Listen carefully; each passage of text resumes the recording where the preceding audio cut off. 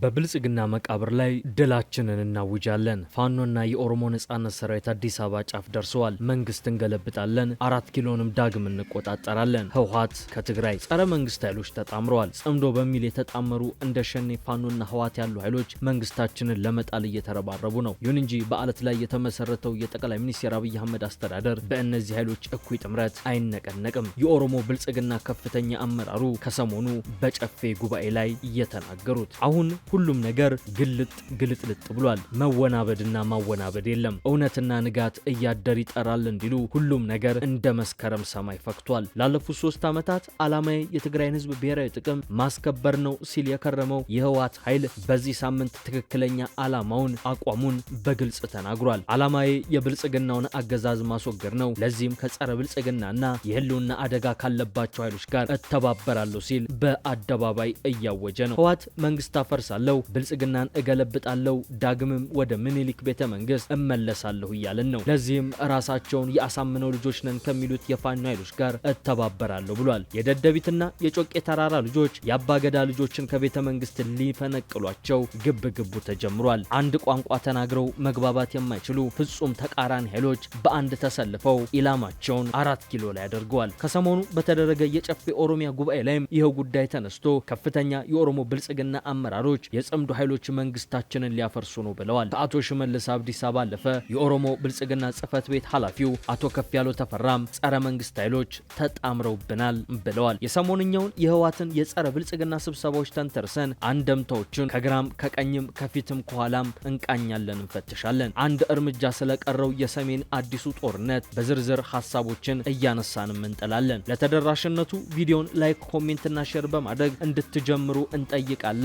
አብራችሁን ቆዩ። እስከ ዛሬ ቤት ባለመግዛቶ ሊቆጩ አይገባም። ምክንያቱም በሁሉም ዘንድ ተፈላጊ የሆኑትና ለረጅም ጊዜ ተይዘው የቆዩት ጥቂት ዝቅተኛ ፍሎሮች አሁን ላይ ለሽያጭ ቀርበዋል። በዲፕሎማት ሰፈር በጥራት እየተገነቡ ያሉ ከስቱዲዮ እስከ ባለ 4 መኝታ ዘመናዊ ቤቶች ለአንዴና ለመጨረሻ ጊዜ በ10% ቅድመ ክፍያ ብቻ እርሶን እየጠበቁ ነው። በተጨማሪም 60% 25 ዓመት የባንክ ብድሩና የ30% ቅናሽ ሊጠናቀቅ 20 ቀዳሚ ደንበኞችን ብቻ እየጠበቅን ነው። ምን ይጠብቃሉ? ለበለጠ መረጃ በ0997 61 61 43 ላይ ይደውሉ። ከሰሞኑ ከትግራይ በኩል የተለቀቀው አዲስ ነጠላ ዜማ ብልጽግናን ማስወገድ፣ ብልጽግናን መቅበር የሚል ሆኗል። የህወሓት ሰሞነኛ የህዝብ ምክክር መድረኮችና መግለጫዎች ዋነኛ ዓላማ በጠቅላይ ሚኒስትር አብይ አህመድ የሚመራውን የብልጽግና ፓርቲ መንግስትን ለመቃወም ከሌሎች ጸረ መንግስት ኃይሎች ጋር ጠንካራ ስትራቴጂካዊ ጥምረት ለመፍጠር ያለም ይመስላል። ህወሓት በትግራይ ክልል የተለያዩ አካባቢዎች ዳግም ላለመወረር በሚል መሪ ቃል ሲያካሄድ የነበረውን የህዝብ ውይይት ባጠናቀቅበት ሳምንታዊ መግለጫው ላይም አሁን ያለውን የፌዴራል ስርዓትና የፓርቲውን ህልውና አደጋ ላይ የጣለውን የጋራ ስጋት ለመመከት ከሌሎች ተቃዋሚና ጸረ መንግስት ኃይሎች ጋር መተባበር አማራጭ የሌለው ትግል ነው በማለት በይፋ አውጇል። የዚህ የፖለቲካ እንቅስቃሴና የህወሓት ውሳኔዎች ዋና ዋና አንደምታዎችን እንፈትሻቸው። የመጀመሪያው የስትራቴጂክ ለውጥና የጸረ ብልጽግና ጥምረት ፍለጋን እናገኘዋለን። ህወሓት የብልጽግናን መንግስት ብቻውን መጋፈጥ እንደማይችል የተረዳ ይመስላል። በዚህም በሀገር ውስጥና ከሀገር ውጭ ካሉ የፖለቲካና የታጠቁ የፌዴራሊስት ኃይሎች ጋር ግንባር ለመፍጠር እየተንቀሳቀሰ ይመስላል። በቅርቡ የተካሄደውን የ7ኛውን አገራዊ ምርጫ ውጤትና በብልጽግና መሪነት የተጀመረውን አገራዊ ምክክር ሁሉንም ኃይሎች ያላካተተና የአንድ ፓርቲ የበላይነትን የሚያረጋግጥ በማለት ውድቅ ማድረጉ ለትግሉ መነሻ ሆኖለታል በማለት ተንታኞች ያነሳሉ። ፓርቲው በውስጣዊ ክፍፍል በተለይም በጌታቸው ረዳ በሚመራው ጊዜያዊ መንግስትና በአቶ ደብረጽዮን በሚመራው የፓርቲው ክንፍ መካከል የገጠመውን መርገብገብ ለመሸፈን የውጭ ስጋትን እንደ ማስተሳሰሪያ እየተጠቀመበት ይመስላል የሚሉ ተንታኞችም አሉ። ህወሓት የትግራይ ክልላዊ ምክር ቤት እንዲመለስና አስፈጻሚው አካል እንዲዋቀር በመጠየቅ የፌዴራል መንግስቱ የፈጠረውን ጊዜያዊ መዋቅር በመናድ ሙሉ የክልሉን ስልጣን መልሶ ለመቆጣጠር እየጨቀጨቀ ይገኛል። ክልሉንም ሙሉ በሙሉ በእጁ አስገብቷል። ይህ አይነቱ ግልጽ የጦርነትና የትግል ቅስቀሳ በህወሓትና በፌዴራል መንግስት መካከል የተፈረመውን የፕሪቶሪያ የሰላም ስምምነት አደጋ ላይ የሚጥለው ብቻ ሳይሆን ቀጠናውንና አገሪቱን ወደ አዲስ ጦርነት የሚዶል ነው። ትግራይ በደህንነትና በፖለቲካ ምክንያት በ2018ቱ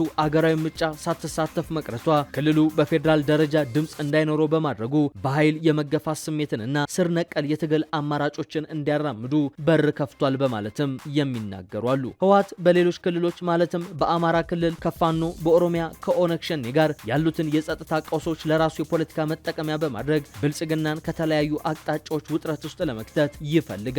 ይህንንም ከሰሞኑ ባደረጋቸው መድረኮች ላይ በይፋ ሲናገር ተደምጧል። ለአብነትም የህወሓት የፓርቲው የጽህፈት ቤት ኃላፊ ወይዘሮ ፈትለወርቅ ገብረ እግዚአብሔር ሞንጆሪኖ እና የድርጅቱ ምክትል ሊቀመንበር አቶ አማኑኤል አሰፋ የሰጧቸው አስተያየቶች በዋቢነት ይጠቀሳሉ። አቶ አማኑኤል አሰፋ ከሰሞኑ በአድዋ ከተማ በተደረገ የህዝብ መድረክ ላይ እንደተናገሩት ከሆነ የህልውና አደጋ ካለባቸው ጎረቤት ክልሎች ጋር እንደዚሁም ከጸረ መንግስት ኃይሎች ጋር በመተባበር ይህንን ስርዓት ማፍረስ አለብን በማለት ስለ ጥምረት ተናግረዋል። በተመሳሳይ ፈትለወርቅ ገብረ እግዚአብሔር ሞንጆሪኖም የብልጽግናን መንግስት ለማፍረስና ለመናድ ወደ አዲስ አበባ በምንንቀሳቀስበት ወቅት የኦሮሞ ነጻነት ሰራዊትና እንደ ፋኖ ያሉ ኃይሎች አዲስ አበባ ጫፍ ሆነው እየጠበቁን ነው በማለት ተናግረዋል። ይህ የሚያሳየው ህወሓት በአማራ ክልል እንዲሁም በኦሮሚያ ክልል ያለውን ጦርነትና የጸጥታ ቀውስ ለራሱ የፖለቲካ ዓላማ መጠቀሚያ ለማድረግ እየተንቀሳቀሰ እንደሆነ የሚያሳይ ነው።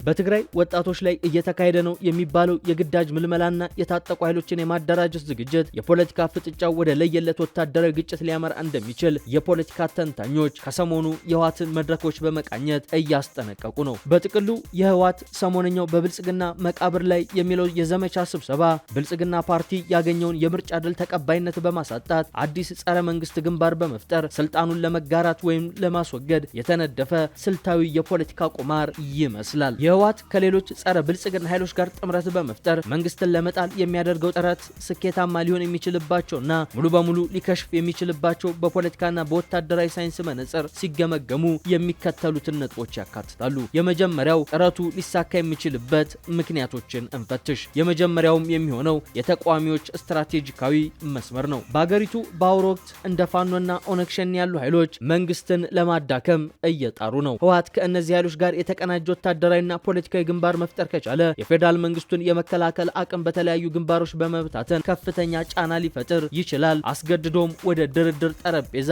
ጎትቶ ሊያመጣው ይችላል የሚሉ አሉ። ሌላኛው በሀገሪቱ ያለው ከፍተኛ የኑሮ ውድነት፣ የኢኮኖሚ ቀውስና ቀጣይነት ያለው አለመረጋጋት በህዝቡ ዘንድ በመንግስት ላይ ያለውን አመኔታ በእጅጉ ሊቀንሰው ይችላል። ይህ ማህበራዊ ምሬት ለለውጥ ለሚንቀሳቀሱ ኃይሎች የህዝብ ድጋፍን ወይም ዝምታን ለመግዛት ምቹ ሁኔታን ሊፈጥርላቸው ይችላል። ሌላው እዚህ ጋር የሚነሳው የብልጽግና ፓርቲ ውስጥ ክፍፍል ነው። የብልጽግና ፓርቲ በክልል መዋቅሮቹ በተለይም በኦሮሚያና አማራ ክልል ብልጽግና መሪዎች መካከል የሰረጸው የሐሳብና የጥቅም መሻኮት መንግስትን ከውስጥ ሊያዳክመው ይችላል እየተባለ ነው። ሌላኛው ደግሞ የውጭ ኃይሎች ሚና ነው። በደቡብ ቀይ ባህርና በአፍሪካ ቀንድ አካባቢ ባለው የኃይል ሚዛን መለወጥ ሳቢያ ከኢትዮጵያ መንግስት ጋር መቃቃር ውስጥ ያሉ የጎረቤት ሀገራት ወይም ቀጠናዊ ኃይሎች ለህወሓትና ለጥምረቱ የሎጂስቲክ የገንዘብና የዲፕሎማሲ ድጋፍ ሊያደርጉ ይችላሉ። ነገር ግን ይህ ጥምረት የማይሳካባቸው በርካታ ምክንያቶች አሉ። የመጀመሪያው የተቃዋሚዎች አይዲዮሎጂ ወይንም የዓላማ ልዩነት ነው። የጸረ ብልጽግና ኃይሎች ህወሓት፣ ፋኖ፣ ኦነግ ሸኔና ሌሎችም የጋራ ጠላት ቢኖራቸውም ስለ ሀገሪቱ የወደፊት እጣ ፈንታ ያላቸው ራዕይ ፈጽሞ እየተቃረነ ነው። ፕሮፌሰር መራራ ጉዲና እንደሚሉትም የሚጋጩ ህልሞች ያሏቸው ኃይሎች ናቸው። የብሔር ፌዴራሊዝም አቀንቃኞችና የኢትዮጵያ አንድነት ኃይሎች እርስ በርስ ያላቸው የጥርጣሬ ታሪክ ጠንካራና እውነተኛ ጥምረት እንዳይፈጥሩ እንቅፋት ሊሆንባቸው ይችላል። ይህም አሁን ላይ በስፋት እየታየ ነው። ሌላኛው ደግሞ የህወሓት ውስጣዊ መከፋፈልና መዳከም ነው። ህወሓት ራሱ በአሁኑ ወቅት በሁለት ጎራ ተከፍሎ ከፍተኛ የስምምነት ማጣት ውስጥ ይገኛል። ከባድ የሰው ኃይልና የቁሳቁስ ኪሳራ ካስከተለው የሰሜን ጦርነት በኋላ በትግራይ ህዝብ ዘንድም ቢሆን ለሌላ ጦርነት የመነሳሳት ስሜቱ እጅጉን ዝቅተኛ ሆኗል። በአደባባይም የትግራይ ህዝብ ህወሓትን እየታገለውና እየተቃወመው ይገኛል። ሌላኛው ይህ ጥምረት የማይሳካበት ጉዳይ የመንግስት ወታደራዊና የደህንነት የበላይነት ነው። የፌዴራል መንግስት ዘመናዊ የድሮን ቴክኖሎጂዎችን፣ የቴክኒክ ደህንነት መዋቅሩንና አየር ኃይሉ ሙሉ በሙሉ ይቆጣጠረዋል። ቴክኖሎጂዎችንም ታጥቋል። የአቅም የታጠቁ ኃይሎች በትላልቅ ስብሰባዎች ተደራጅተው ወደ ዋና ከተማው ወይም ወደ ስልታዊ ማዕከላት እንዳይገሰግሱ ያግዳል። ሌላኛው የቅርብ ጊዜው የምርጫ ቅቡልነት ነው። ምንም እንኳን ተቃዋሚዎች ውድቅ ቢያደርጉትም ብልጽግና ፓርቲ በቅርቡ በተካሄደው አገራዊ ምርጫ አብላጫ ድምጽ ማግኘቱ በህጋዊ መንገድ ስልጣን የያዘ መንግስት መሆኑን በዓለም አቀፉ ማህበረሰቡ ዘንድ ያስመሰክረዋል። በመሆኑም በኃይል መንግስት ለመጣል የሚደረግ ጥረት ህገወጥ የስልጣን መፈንቅለ መንግስት ተደርጎ ስለሚወሰድ ቢወሰድ ዓለም አቀፍ ድጋፍን አያገኝም። ሌላው የትግራይ ህዝብ ሰላም ፍላጎት ነው። የትግራይ ህዝብ ከጦርነቱ ማግስት ገና ሙሉ በሙሉ ያላገገመ የመሰረተ ልማትና የእርዳታ አቅርቦት የሚሻ በመሆኑ የፓርቲውን የፖለቲካ ስልጣን ለማስመለስ ሲባል ሀገሪቱን ወደ ዳግም ደም መፋሰስ የሚያስገባን ጥሪ የመቀበል እድሉ ጠባብ ነው። ይህም እየታየ ነው። በጥቅሉ ሲታይ የህወሓት ጥረት ስኬታማ የሚሆነው ተቃዋሚዎች የታሪካዊ ቂምና የዓላማ ልዩነታቸውን ወደ ጎን አቁመው ጥምረታቸውን በተግባር ማሳየት ከቻሉ ብቻና ብቻ ይመስላል። ህወሓት በአሁኑ ወቅት ከጸረ መንግስት ኃይሎች ጋር ጥምረት ፈጥሬ ብልጽግናን እጠላለሁ እያለ ቢሆንም ከእነዚህ እጣመራቸዋለሁና እጣመዳቸዋለሁ ከሚላቸው ኃይሎች ጋር ግን በርካታ መሰረታዊ ልዩነቶች አሉት። የመጀመሪያውም የህገ መንግስትና የፌዴራል ስርዓቱ የወደፊት እጣ ፈንታ ጉዳይ ነው። ለአብነት የህወሓትና የኦነግ ሸኔን የአቋም ልዩነት እንመልከት። አሁን ያለውን የብሔር ፌዴራሊዝም ስርዓትና ህገ መንግስቱን በተለይ አንቀጽ 39ን በጥብቅ ይደግፋሉ። ስርዓቱ የብሔረሰቦችን የራስን እድል በራስ የመወሰን መብት የሚያስከብር በመሆኑ ሊነካ አይገባውም ይላሉ። ነገር ግን የአማራ ፋኖ ኃይሎች አሁን ያለው ህገ መንግስትና የብሔር ፌዴራሊዝም ስርዓት አማራውን ያገለለ ለዘመናት ለተፈጸሙ ጥቃቶችና መፈናቀሎች ተጠያቂ የሆነ መዋቅር ነው ብለው ነው የሚያምኑት። በመሆኑም ስር ነቀል የህገ መንግስት ማሻሻያ ወይንም አዲስ የመልክዓ ምድር ፌዴራሊዝም ስርዓት እንዲመሰረት ይፈልጋሉ። ሌላኛው በእነዚህ ጸረ መንግስት ኃይሎች መካከል ያለው ልዩነት የድንበርና የግዛት ይገባኛል ጉዳዮች ናቸው። በወልቃይት ጠገዴ፣ ሁመራና ራያ አካባቢዎች ላይ ያለው ይገባኛል ጥያቄ የለየለት የሀሳብና የጦርነት ልዩነት ነው። ህወሓት እነዚህን መሬቶች በኃይል የተወሰዱ የትግራይ ህገ መንግስታዊ ግዛቶች ሲላቸው፣ የፋኖ መሪዎች ደግሞ በህወሓት ዘመን በግፍ የተነጠቁ ታሪካዊ የአማራ እርስቶች መሆናቸውን በፍጹም አንመልስም በማለት ይናገራሉ። ሌላው በአማራና ኦሮሞ ኃይሎች መካከል ያለው ልዩነት ነው። በኦሮሚያና በአማራ አጎራባሽ አካባቢዎች ለምሳሌ በወሎ ሸዋሮቢትና አካባቢው እንዲሁም የአዲስ አበባ ባለቤትነትን በተመለከተ በኦነግ ሸኔና በፋኖ መካከል ከፍተኛ ይገባኛልና የደህንነት ፍጥጫ አለ። ሌላኛው ልዩነታቸው የታሪክ ትረካና የብሔር ማንነት ስለልቦና ነው። የአማራ ልሂቃን የኢትዮጵያን ታሪካዊ አንድነት፣ ሰንደቅ ዓላማና የጋራ ማዕከላዊ ማንነትን ሲያከብሩ ይታያሉ። ህወሓትና ኦነግን ሀገርን ለመበታተን የሚሰሩ አድርገው በመሳልም እንደ ስጋት ይፈርጇቸዋል። በአንጻሩ የህወሓትና የኦነግ ሸኔ ልሂቃን የኢትዮጵያን ያለፈ ታሪክ የአንድ ብሔር ጭቆናና የንጉሳውያን ስርዓት ቅርጽ አድርገው የሚመለከቱ ሲሆን የፋኖን እንቅስቃሴም ያንን የድሮ ስርዓት ለመመለስ የሚደረግ ትምክተኝነት አድርገውም ይተቹታል። ሌላኛው የእነዚህ ኃይሎች ልዩነት ደግሞ የመጨረሻ ግብ ልዩነታቸው ነው። የኦነግ ሸኔ ኃይሎች ግባቸው የኦሮሞን ህዝብ ሙሉ ነጻነት ማወጅ ሲሆን ይህም እስከ መገንጠል ማለትም ራሷን የቻለች የኦሮሚያ ሪፐብሊክ መስርቶ መውጣት ሊያደርስ የሚችል ግብ ነው። የህወሓት ግብ ደግሞ በትግራይ ላይ ያለውን የበላይነት ማረጋገጥ፣ የፕሪቶሪያን ስምምነት ተጠቅሞ የፌዴራል ስልጣን ድርሻውን መልሶ ማግኘት ወይንም ካልሆነ የትግራይን ህልውና ማስጠበቅ ነው። የፋኖ አማጺዎች ግብ ደግሞ በአማራ ህዝብ ላይ የሚፈጸመውን መገለል ማስቆም፣ በሀገራዊ ስልጣን ላይ የሚመጥነውን ተጽዕኖ መፍጠርና ሁሉንም ያካተተ ማዕከላዊ የኢትዮጵያ መንግስት መመስረት ነው በማለት ሲናገር ይደመጣል። እነዚህ ኃይሎች በአሁኑ ወቅት የብልጽግና መንግስት በጋራ ጠላትነት ቢፈርጁም በመካከላቸው ያለው ልዩነት ጠላቴን የጣለልኝ ወዳጄ ነው ከሚል ጊዜያዊ ስሌት ያለፈ አይደለም። በመሆኑም አንዱ ሌላውን የመጠቅለል የመጠራጠርና የህልውና ስጋት አድርጎ ስለሚመለከተው የሀሳብ ልዩነታቸው ጠንካራ ፖለቲካዊ ጥምረት ለመፍጠር ዋና ማነቆ ሆኖ ይቀጥላል ማለት ነው።